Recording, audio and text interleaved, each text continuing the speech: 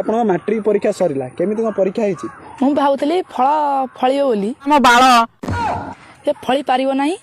କାହିଁ ଫଳି ପାରିବନି?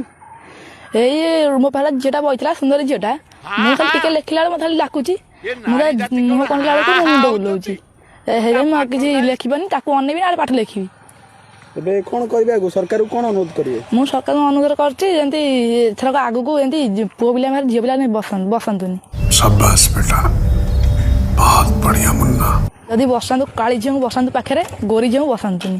कहाँ से आते हैं? କଣ କହିବେ? ରେଜଲ୍ଟ ହଉ କି ନା ହଉ କିନ୍ତୁ 3ଟା ଝିଅଙ୍କ ନମ୍ବର ନେଇଯାଇଛି।